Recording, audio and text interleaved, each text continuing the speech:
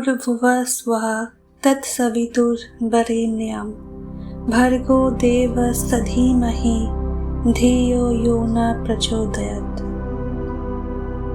এই মন্ত্রটি নিশ্চয়ই আপনারা আগে শুনেছেন। এটি হলো গায়ত্রী মন্ত্র। গায়ত্রী মন্ত্রের মহিমা সম্বন্ধে আমাদের ধর্মীয় শাস্ত্রে অনেক কিছুই লেখা আছে, কিন্তু আমাদের আধুনিক সময়ে এই মন্ত্রটি নিয়ে রিসার্চ করে যা কিছু পাওয়া গেছে তা অবিশ্বাসনীয়। আজকের এই ভিডিওটিতে ধর্মশাস্ত্র ও আধুনিক রিসার্চ অনুযায়ী গায়ত্রী মন্ত্রের বিশেষত্ব কী তা আপনাদের সামনে তুলে ধরব। গায়ত্রী মন্ত্র ভারতের মহান ঋষিমুনিদের একটি মহান আবিষ্কার। হিন্দু ধর্মের কোনো পূজা গায়ত্রী মন্ত্র পাঠ ছাড়া সম্পূর্ণ হয় না। হিন্দু ধর্মের শাস্ত্র ও পুরাণে গায়ত্রী মন্ত্রটিকে সর্বশ্রেষ্ঠ বলা হয়ে থাকে। এই গায়ত্রী মন্ত্রটিকে আমাদের ধর্মীয় শাস্ত্রে বল ও বুদ্ধি বাড়ানোর জন্য একটি মোক্ষম ওষুধ বলা হয়ে থাকে। ঠিক এই কথাটি প্রমাণ করে আমাদের all India institute of medical science.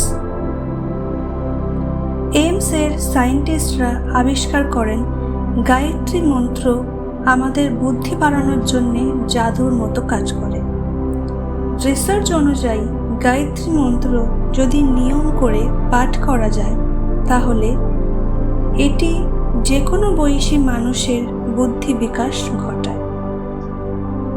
এইমসের scientist এবং আইআইটি হায়দ্রাবাদের প্রফেসররা একসাথে এই রিসার্চটি করেন।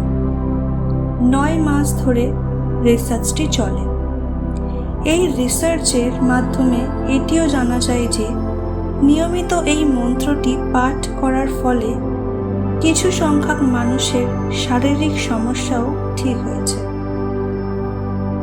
গায়ত্রী মন্ত্রের রচনা ঋষি বিশ্বমিত্রা করেছিল। রামায়ণে ঋষি বিশ্বমিত্রকে একজন ঋষি ও বৈজ্ঞানিক হিসাবে দেখানো হয়েছে। রামায়ণে ভগবান রাম ও লক্ষ্মণের গুরু ছিলেন তিনি। উনি ভগবান রাম ও লক্ষ্মণকে অস্ত্র শস্ত্রের শিক্ষা প্রদান করতেন। গায়ত্রী মন্ত্রের উৎপত্তির হাজার হাজার বছর পরও নিজের শক্তির অনুভূতি আজও সারা বিশ্ব জুড়ে দেখাচ্ছে। গায়ত্রী মন্ত্রের শক্তি সম্বন্ধে শুধুমাত্র ভারতীয় বৈজ্ঞানিকরাই যে বুঝতে পারছে তেমনটা কিন্তু নয়। জার্মানির হেমবার্ট ইউনিভার্সিটির বৈজ্ঞানিকরাও এটি নিয়ে রিসার্চ করেছেন। তাছাড়াও আমেরিকার একজন সায়েন্টিস্ট ডক্টর হাওয়ার্ড স্টেইনগ্রেল পৃথিবীর সব মন্ত্রগুলিকে এক জায়গায় করে রিসার্চ করেন এবং ওনার রিসার্চে এটি প্রমাণিত হয় যে গায়ত্রী মন্ত্রই সর্বশ্রেষ্ঠ।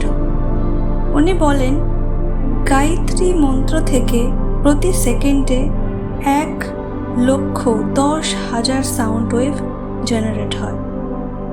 রিসার্চে সব মন্ত্রদের থেকে গায়ত্রী মন্ত্রকে সব থেকে শক্তিশালী মন্ত্র বলা হয়েছে। এই রিসার্চগুলি করার পরই সাউথ আমেরিকার প্যারামারিক রেডিও স্টেশনে প্রতিদিন সকাল 7টার সময় 15 মিনিট গায়ত্রী মন্ত্রকে শোনানো হয়। তাহলে এর থেকেই প্রমাণিত হয় আমাদের দেশের প্রাচীন গ্রন্থে যা কিছু বর্ণিত আছে তা নিয়ে বিশ্বের বৈজ্ঞানিকরা ঠিক কীভাবে চর্চা করছে। তাই আমাদের দেশের মানুষদেরও এটি বোঝা উচিত যে আমাদের ধর্মীয় শাস্ত্রে যা কিছু লেখা আছে তা কতটা সত্য। তাহলে আজকের ভিডিও আমরা এখানেই শেষ করছি। দেখা হবে অন্য কোনো ভিডিওটিতে। ধন্যবাদ। সুস্থ থাকবেন, ভালো থাকবেন।